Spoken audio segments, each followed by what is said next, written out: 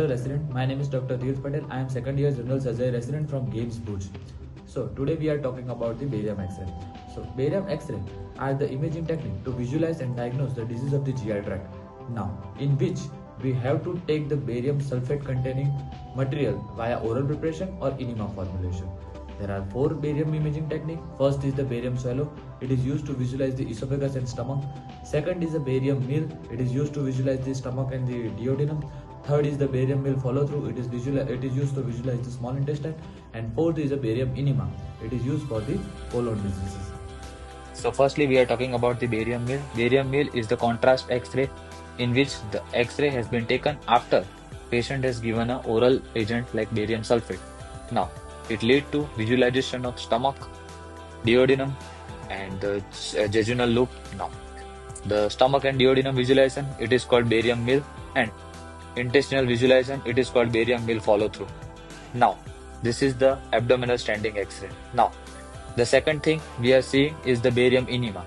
Now, barium enema in which via per rectal route the enema has been given and visualization of anus, rectum, the sigmoid colon, descending colon, transverse colon and ascending colon up to IC junction.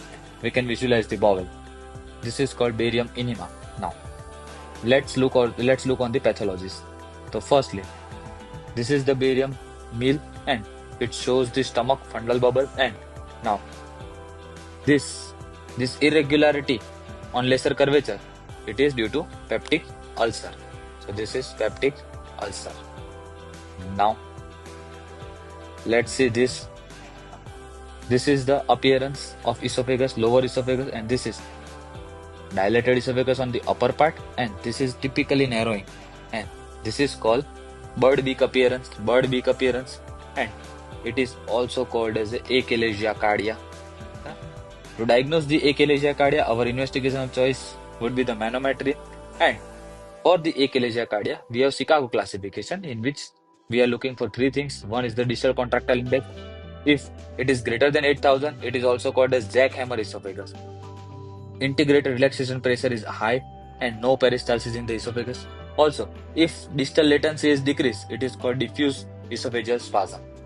So, the second image we are looking, it shows the tail-like appearance. It is called rat tail appearance, and it is usually seen in the CA esophagus.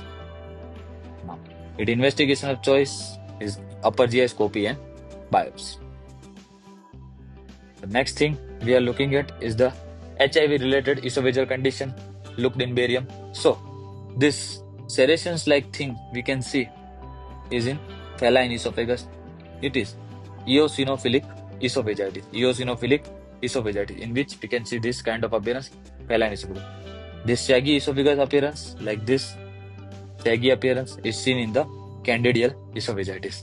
And this corkscrew appearance of esophagus, corkscrew-like appearance, is seen in the diffuse esophageal spasm. Now, next thing we are looking at is the barium sign in the colon. So, in colon, we can see this narrowing string-like appearance. So, this narrow string-like appearance is called a string sign, which is seen in TB due to stricture, and in Crohn's disease, it is also called a string sign of Cantor. This is the barium enema appearance like lead pipe, no ostration. Also, mucosal granularity, 2 things we can see. Ostrations are lost and mucosal granularity is seen, and this is seen in the ulcerative colitis. This typical apple core appearance on barium enema is seen in the CA colon. Next thing, this sawtooth appearance. This sawtooth appearance seen in the diverticulosis, and if it complicates, it leads to diverticulitis. And diverticulitis, to diagnose, we have Inches classification. Investigation of choice for diverticulitis is the CECT, and for diverticulosis, investigation choice is colonoscopy followed by barium enema. Next thing, this is the case in which we have seen the 6 to 8 month baby with history of rotavirus infection. His USG shows this typical appearance like target sign, sandwich sign, donut sign or pseudo kidney sign. His barium will shows this like claw sign. This is the claw sign. Now, inheres patient also having a red color jelly stone.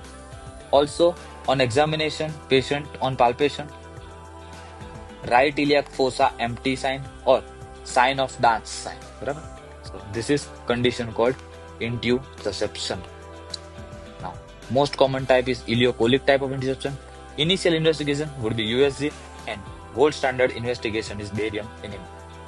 Thank you.